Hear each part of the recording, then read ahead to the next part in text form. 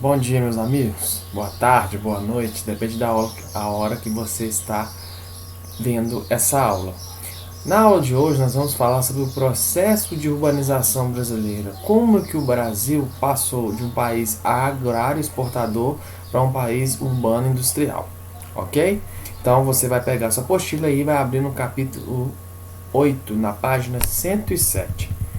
Para começar, gente, nós vamos falar o seguinte, nós vamos definir urbanização mais uma vez. Toda vez que nós falamos do processo de urbanização, nós estamos falando do aumento da população urbana, ou seja, das pessoas que residem nas cidades, se comparado com a população rural, ou seja, o grupo de pessoas que moram no campo, tá? Às vezes, nós pensamos que a urbanização tem a ver com o crescimento físico de uma cidade, ou seja, com o aumento do sítio urbano. Não necessariamente. Eu posso, por exemplo, como um grande empreendedor, construir vários condomínios fechados aqui em Lima Duarte, e se esses condomínios eu não conseguir vendê-los ou alugar as moradias que dele fazem parte, a cidade não passou por um processo de urbanização, porque houve sim o seu aumento físico, o seu sítio urbano foi aumentado. No entanto, a população permaneceu a mesma, tá? Então, toda vez que nós falarmos de urbanização, nós vamos pensar no crescimento, no aumento da população das cidades se comparado com a população rural.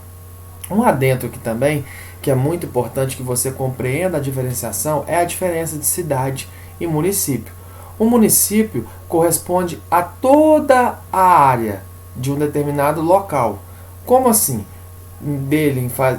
Do município faz parte a cidade, por exemplo, a cidade de Lima Duarte faz parte do nome do município de Lima Duarte. O nome da cidade do município dá nome a esse município.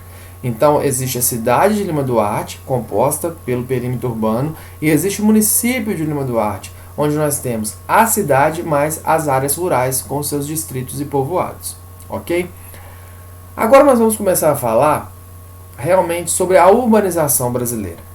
As primeiras cidades brasileiras, elas surgiram lá no período colonial. E nesse período, eu quero que vocês observem nesse mapa aqui que está à sua direita, e eu vou passar a setinha do mouse, as cidades passaram a se formar aqui no litoral, no período onde nós havíamos a produção de cana-de-açúcar aqui no Nordeste. Com o passar do tempo, houve um processo de interiorização das cidades, porque a atividade mais importante do Brasil deixa de ser a produção de cana-de-açúcar e passa a ser a mineração, aqui em Minas Gerais. Então, vilas foram se formando e deram origem a cidades. Agora, deixando mais o interior e indo em relação à parte continental do Brasil, ou seja, o interior. Mais à frente, com o processo de industrialização no século XX, principalmente a partir de 1920, quando a industrialização começa a passos lentos, e a partir de 1950, no pós-Segunda Guerra Mundial, quando as transnacionais chegam em nosso país, a urbanização ela passa a se concentrar principalmente na região sudeste do Brasil, indo para o litoral e também para a parte continental. Então nós temos três momentos do processo de urbanização brasileira. O processo colonial, do período colonial, onde as cidades se concentravam no Nordeste brasileiro, na área litorânea.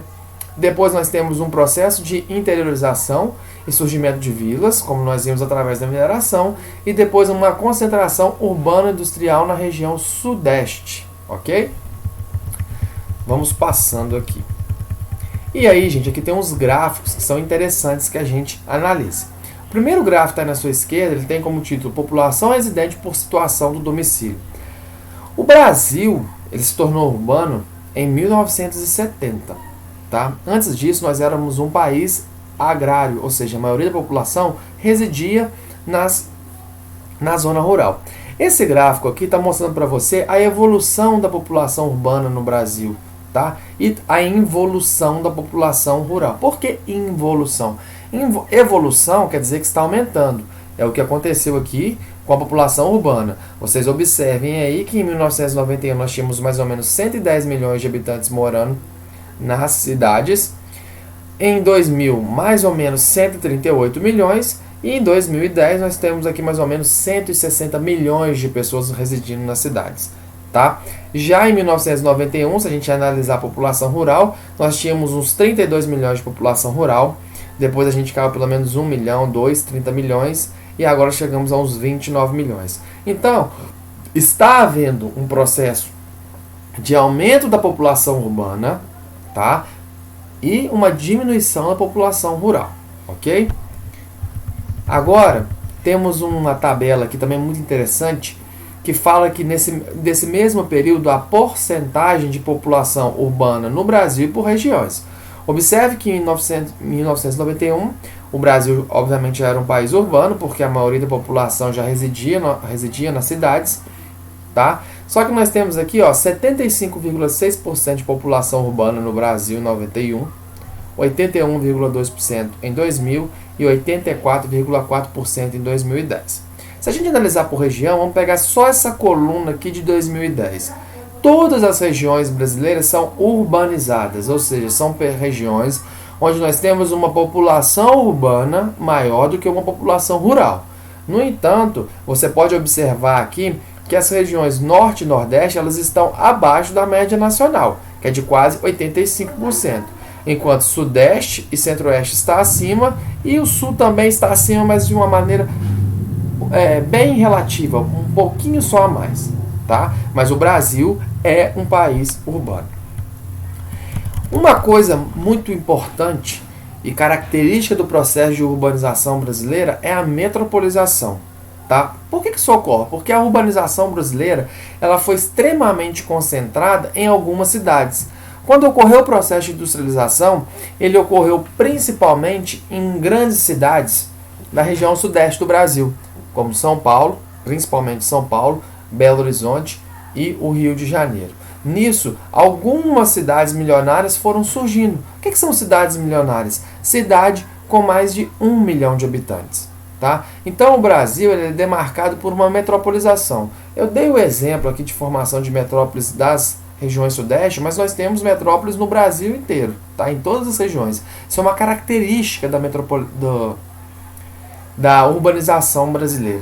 E o que vem a ser uma metrópole? Metrópole é uma cidade que na maioria das vezes é milionária, ou seja, possui mais de 1 milhão de habitantes, e ela possui serviços muito relevantes para a população. Portanto, ela tem um alcance geográfico espacial muito significativo. Ela influencia áreas gigantescas pelos serviços, como nós vimos que ela oferece. E olha aqui, ó, o processo. Vamos analisar aqui nessa tabela o crescimento da cidade de São Paulo. Observe que em 1872, ou seja, nós estamos 82, 92, 2, 12, 148 anos atrás, São Paulo tinha apenas 385 habitantes. Nesse período aí, São Paulo era uma das poucas cidades brasileiras que já existiam, porque a maioria da população brasileira nesse período vivia na zona rural. Lembrando que nesse período, se hoje nós temos 210 milhões de habitantes, nessa época o Brasil deveria ter mais ou menos uns 20, 25 milhões de habitantes. Tá?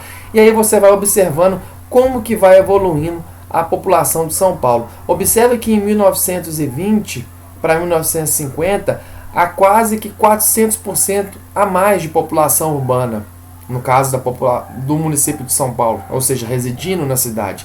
Isso aí já mostra o processo de industrialização ocorrendo, que foi provocando a geração de empregos e, consequentemente, o êxodo rural. De 1950 para 1970, nós temos um aumento de quase 300% novamente. Nesse período, as transnacionais, ou seja, empresas que possuem sede em alguns países, principalmente nos desenvolvidos, passaram a migrar para as áreas periféricas do planeta no pós-Segunda Guerra em busca de novos mercados, e muitas transnacionais vieram para o Brasil, principalmente para a região sudeste. Por isso São Paulo tendo esse crescimento absurdo, tá?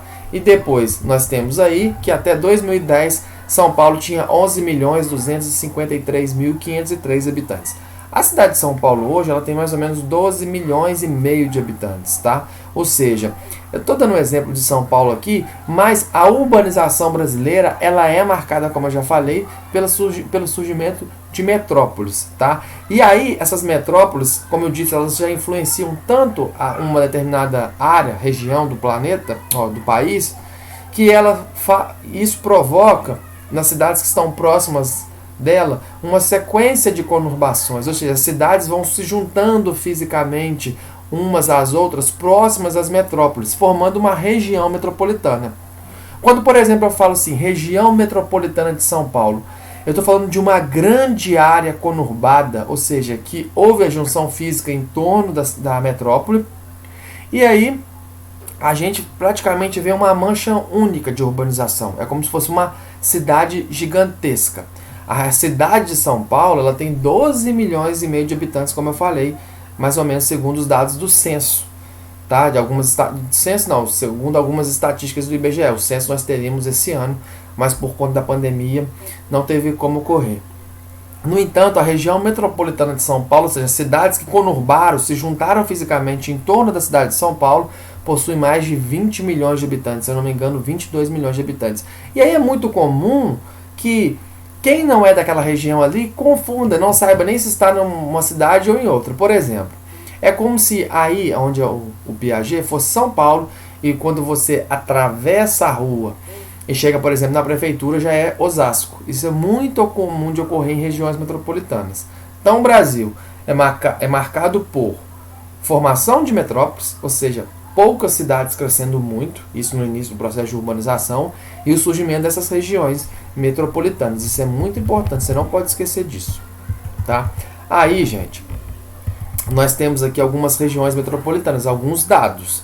Tá? Então, por exemplo, a região metropolitana de São Paulo. Lembrando que a região metropolitana é a cidade de São Paulo, mais a conurbação das cidades em torno dela. Em 2015 tinha 21 milhões de habitantes. Mais de 10% da população brasileira residia nessa região metropolitana. Depois nós temos a do Rio de Janeiro, com 12 milhões de habitantes. Depois nós temos a de Belo Horizonte, com 5 milhões e 829 mil. E nós temos Porto Alegre aqui em quarto lugar, com 4 milhões de habitantes. 4 milhões e 258 mil. Então você observa que as regiões metropolitanas, elas concentram hoje, vamos ver aqui, 45% da população brasileira, ou seja, 45% da população do Brasil reside nessas regiões metropolitanas.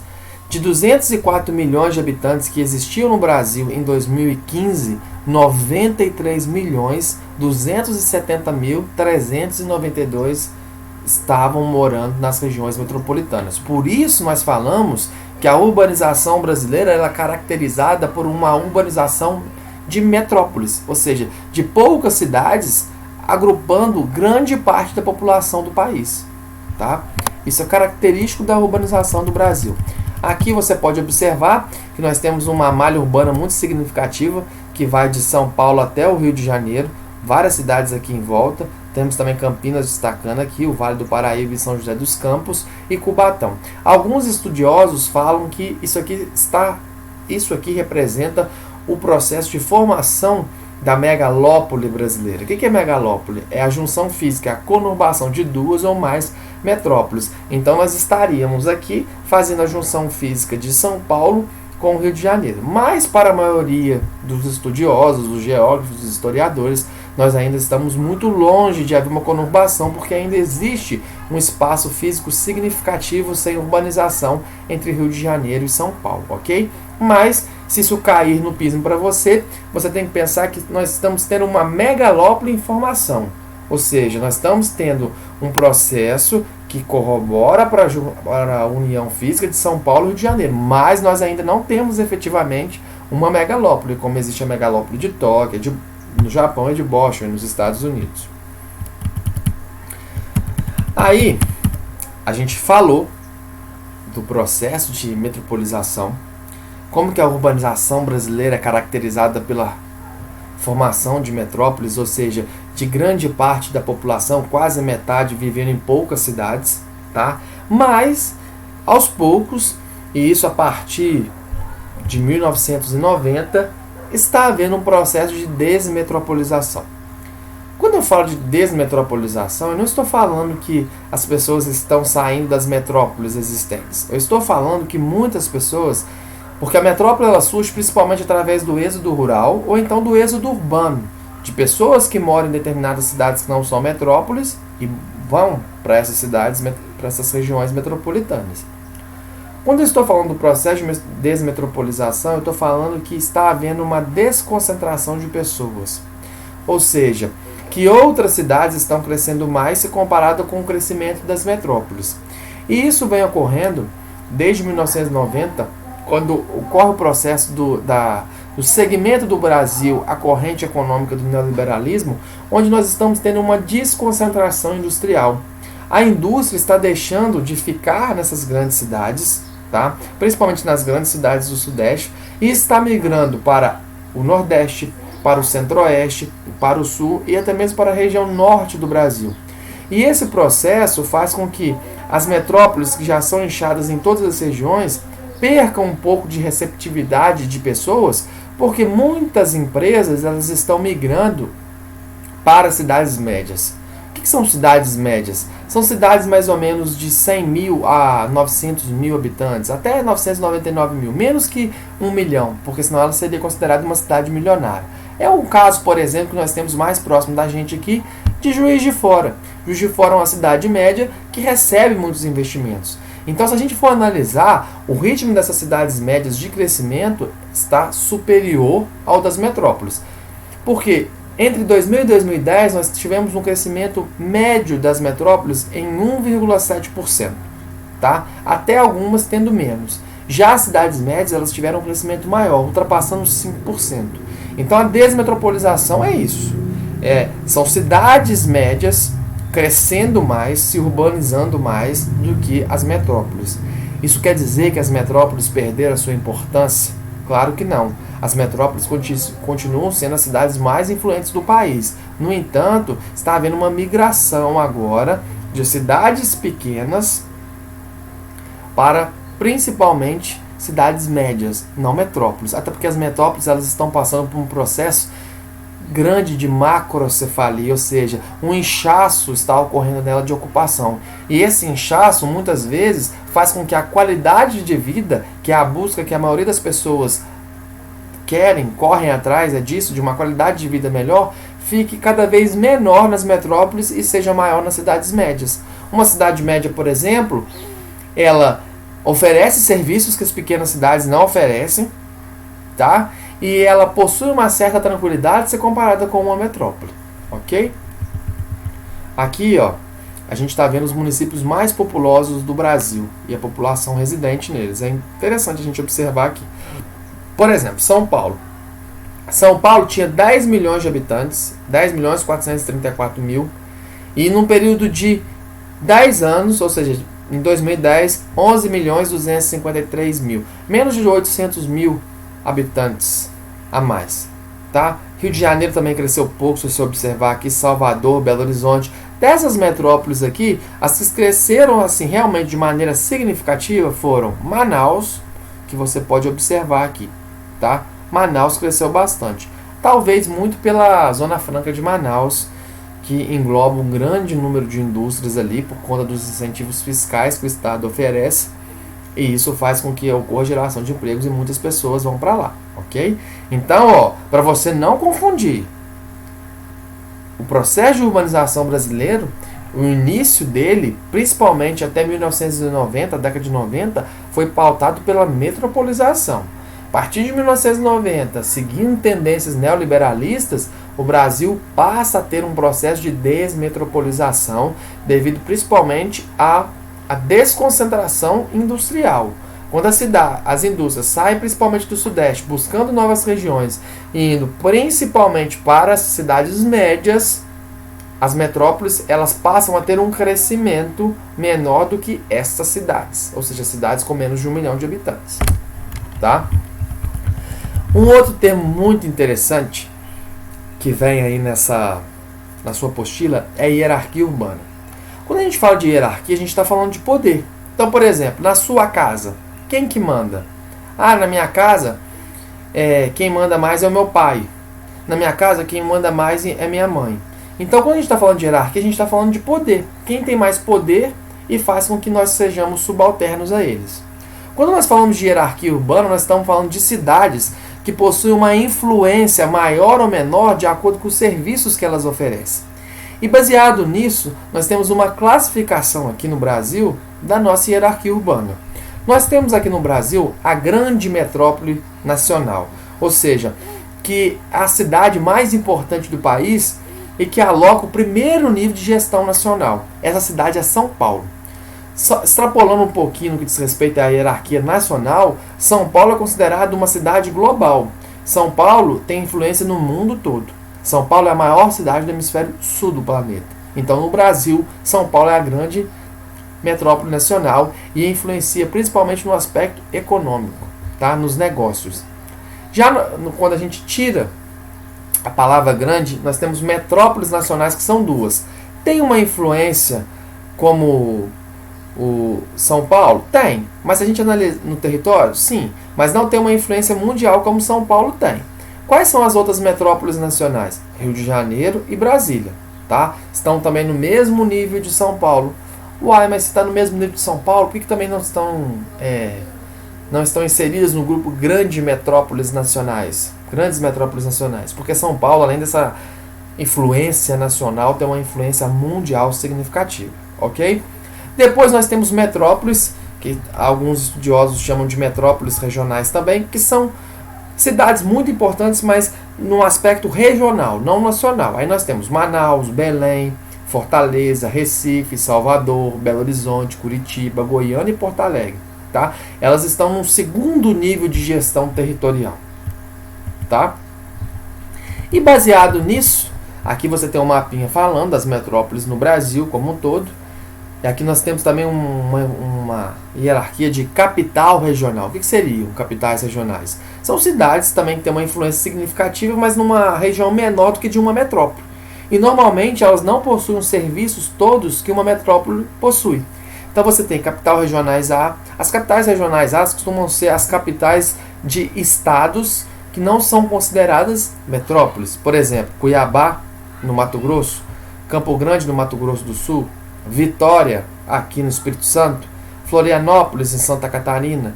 Você tem aqui Aracaju, no Sergipe, Alagoas, no Maceió, João Pessoa, na Paraíba, Natal, no Rio Grande do Norte, Teresina, no Piauí e São Luís, no Maranhão. Tá? Essas são capitais regionais A. Depois eu tenho capitais regionais B, que são cidades que não são capitais de estados, como você pode ver. Você observou, né, que até a classificação de capital regional A, ou seja, passando de metrópole, metrópole nacional, metrópole regional e as capitais regionais, todas são capitais de estados. Só com uma exceção aqui. Existe uma cidade que ela não é capital de estado e ela é uma capital regional A, que é Campinas. Campinas tem uma influência muito grande. Depois nós temos as capitais regionais B, por exemplo, Juiz de Fora, o melhor exemplo que a gente tem aqui, e capital regional C, por exemplo, a gente tem em Barbacena. Tá? Então a hierarquia é isso. Saindo da grande metrópole nacional e chegando até a capital regional C, nós temos as cidades que têm uma influência diferenciada de acordo com os serviços que oferece. Por isso é hierarquia. Tá? Hierarquia tem a ver com isso, com a capacidade de influenciar. Tá? E só para terminar aqui, a gente vai falar de rede urbana. Tá, gente? Rede urbana você não pode confundir com hierarquia urbana. Enquanto a hierarquia urbana, como eu já falei, é um processo no qual você mede a influência das cidades pela importância dela através dos serviços que ela oferece, a rede urbana nada mais é do que um conjunto de fluxos que existem entre as cidades. Fluxos de informação, fluxos de comunicação, fluxos de pessoa e fluxos de capital. Tá? E aí a rede urbana brasileira, ela é marcada por esse processo aqui. Como que você analisa uma rede? A rede ela é mais próxima do perfeito quanto maior for o entroncamento entre as cidades, ou seja, a participação entre elas. Observe que aqui na região sudeste, ó, pegando aqui de do centro de sul de Minas Gerais e vindo até a região sul do Brasil, nós temos uma rede mais interligada. Você está vendo como é que tem um monte de cidade próxima da outra? Se eu comparar, por exemplo, aqui com a região norte do Brasil, os espaços entre as cidades, ou seja, os fluxos que ocorrem entre as cidades são bem menores. Isso quer dizer que essa região sul e sudeste brasileira aqui, elas possuem uma rede mais desenvolvida porque elas têm uma infraestrutura de transporte, de telecomunicação e tecnologia maior. tá? Então, se te perguntar numa prova assim, em qual região do Brasil ou regiões nós temos uma rede urbana mais bem estruturada? Você vai falar que as redes urbanas do Brasil, no que diz respeito à região sul e região sudeste, são mais bem desenvolvidas, tá? Tem uma interligação maior por conta da tecnologia e da infraestrutura nessa área ser maior. Ao passo que as regiões norte, centro-oeste e sudeste, nordeste, possuem uma rede urbana menos interligada. A mesma coisa você pode trazer para a questão dos países. Países desenvolvidos possuem redes urbanas mais desenvolvidas, mais interligadas, porque possuem infraestrutura, tanto na área de transporte como de telecomunicações, mais elevada, se comparada com os países subdesenvolvidos. Ok? Então, o que é uma rede urbana? É o conjunto de fluxos de pessoas, de comunicação e de capital que existe entre as cidades. Quanto mais desenvolvida tecnologicamente uma área ou um país, mais desenvolvida a rede urbana dele. Ok? Então, eu espero que você possa ter compreendido essa questão, tá? Principalmente não confunda hierarquia com rede urbana. E na próxima aula a gente se vê ao vivo para fazer a correção dos exercícios. Grande abraço para você e até a próxima.